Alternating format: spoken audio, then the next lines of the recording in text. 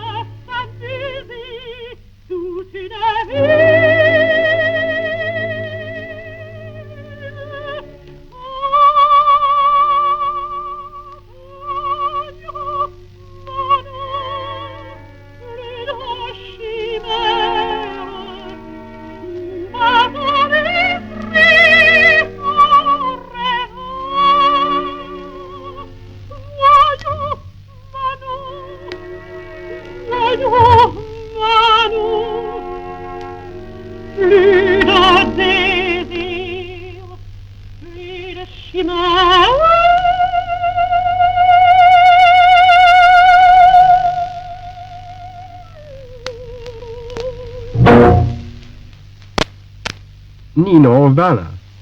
By the time Manon is alone again, much has happened to her. She's been carried off her feet by des Grieux, and they've set up a love nest in the Rue Vivienne in Paris. But in her lust for gold and more pleasure than even her young lover can give her, she's about to desert him. She sings her famous little farewell to their little dining table. Is this the grand operatic farewell? That was the way Maria Callas felt it. Her tone is deeply expressive. She uses her vibrato very freely, not to say involuntarily.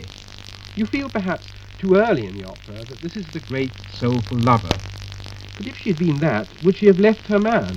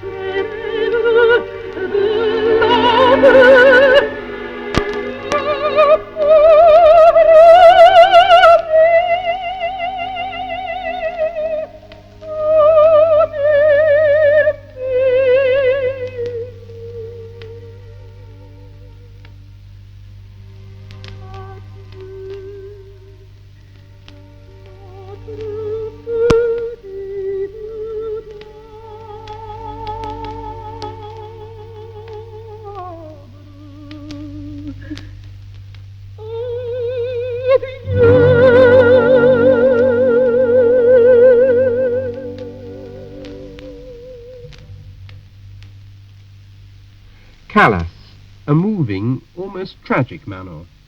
By contrast, Germaine Ferraldi, a famous Manon of the interwar years, feels the passage just as surely, but she replaces the grande tragédienne with the thoughts of an impulsive, desirable woman. Besides, the French enunciation, especially on such a word as imaginable, is just that much more idiomatic than Callas's, and the animando that Massenet asks for as Manon recalls des Grieux's lips is here precisely observed. This version starts earlier, at Manon's outburst of remorse, her feeling that she doesn't deserve such a love as Desgrieux's.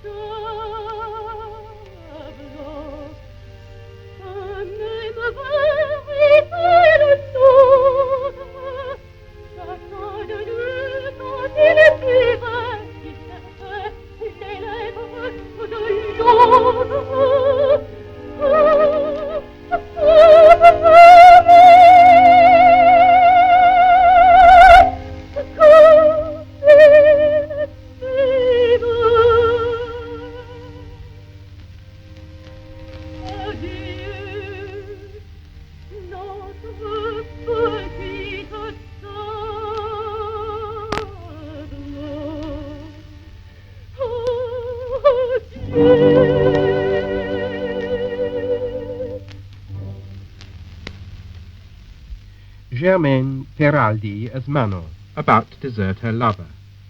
That affair has begun back at the inn at Amiens, when the Chevalier Desgrieux has fallen instantly in love with Manon.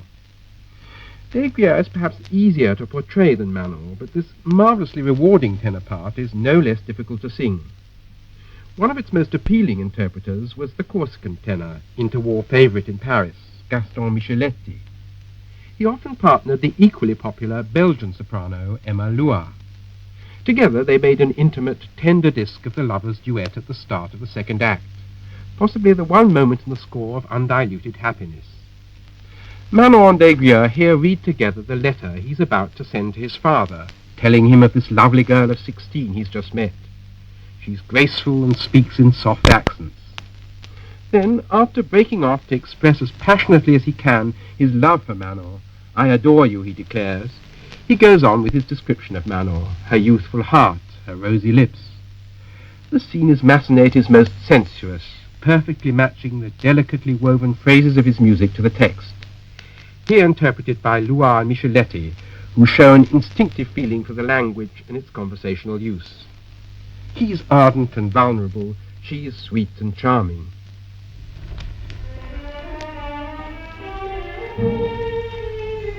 On appelle Manon, celle qui est présent, en elle tout séduit, la beauté, la jeunesse, la grâce. Nulle voix n'a de plus doux accent, nul regard plus de charme, avec plus de tendresse.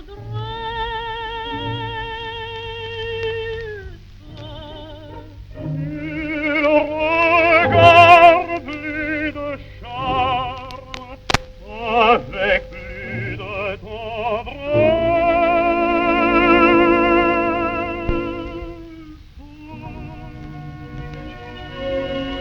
Est-ce vrai?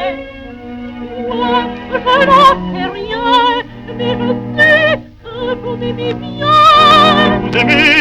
Vous aimez Manon? Je t'adore. Alors, monsieur, lisons encore.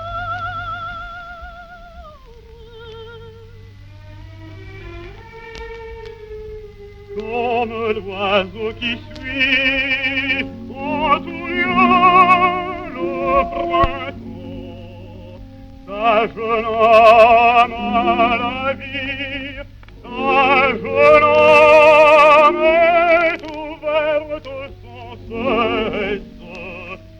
Sa lèvre pleure, sourit et parle, aux zéphyrs parfumés qui passent, puis la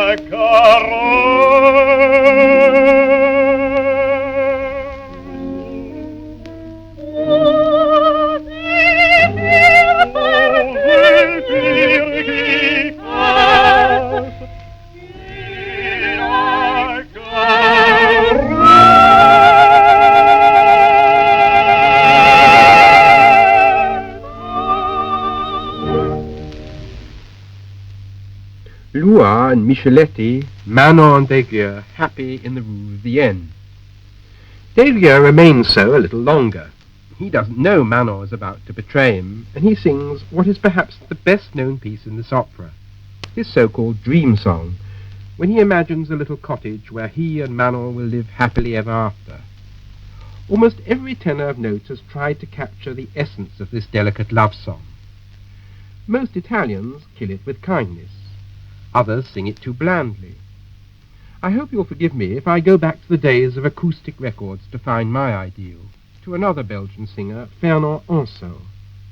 When he sang this role at Covent Garden in 1926, his mezza voce, his half-voice, was described as one of the sweetest things imaginable. And one can hear why from this account of the dream, where the legato has an exemplary flow and the phrasing has character without self-indulgence.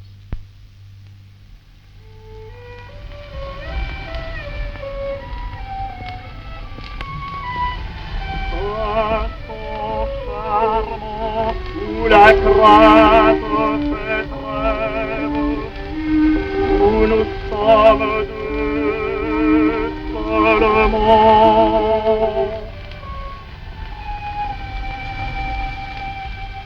Viens, Manon, en marchant, je viens de faire un rêve.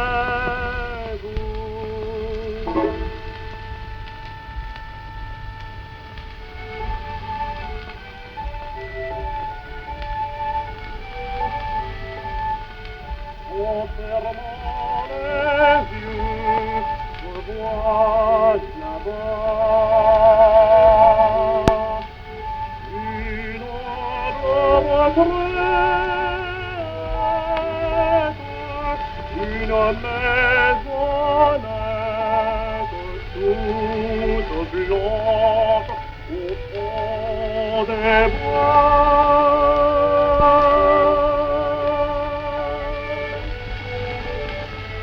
Tout est tranquille d'ombrage,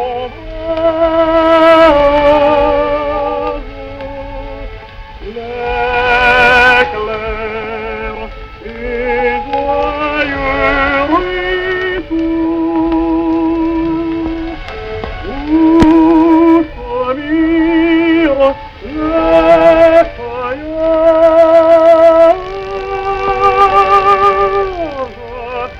chantent avec les oiseaux.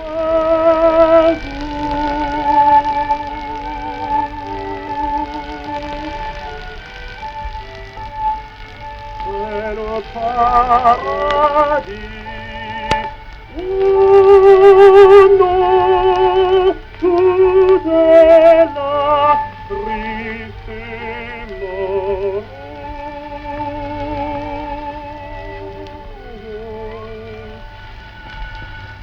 Car il y manque une chose, il faut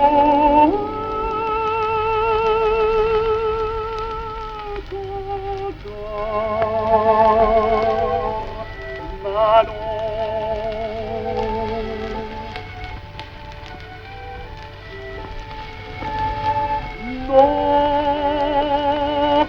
la sera notre fille, si tu le veux.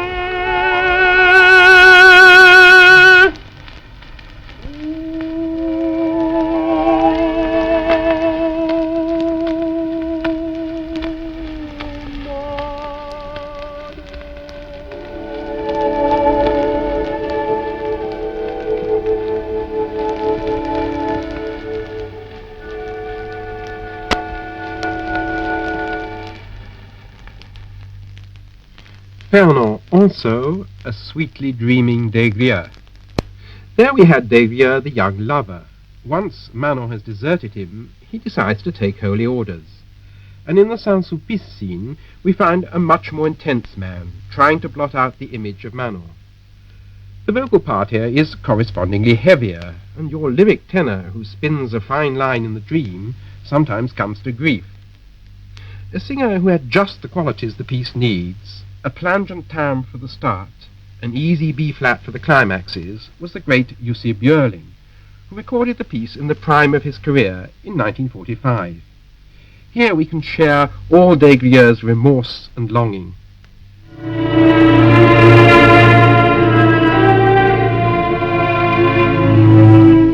Je suis seul.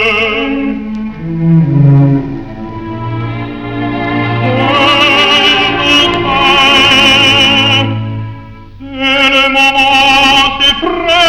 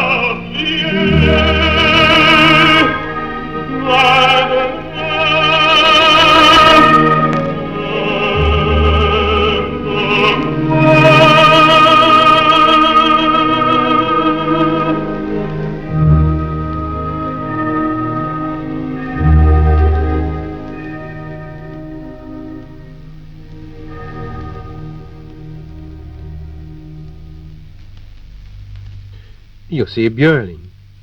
Before we hear Manon recapture Des love there, almost blasphemously, in Saint-Sulpice, we should see how she's been faring in the meantime. She's become Queen of the Cour la Reine, a society belle, and mistress of the rich de Bretigny. To crown her success, she sings her famous gavotte. Here's just a reminder of it from Los Angeles.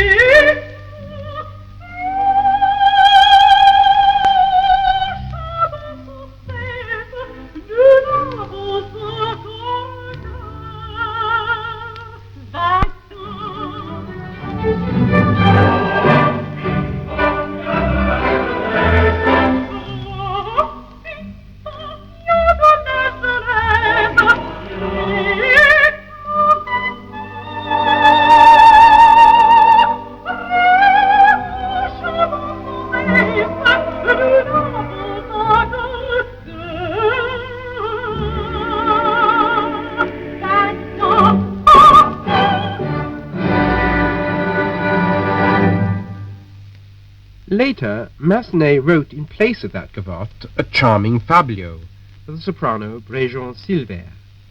She made a record of it, but I much prefer the more accurate performance by Ferraldi. The aria is in G major, with a more pensive section in the minor. The delicacy and frailty of the writing seems to set off Manon's character much more successfully than the more showy gavotte, at least when sung with Ferraldi's skill and sweetness.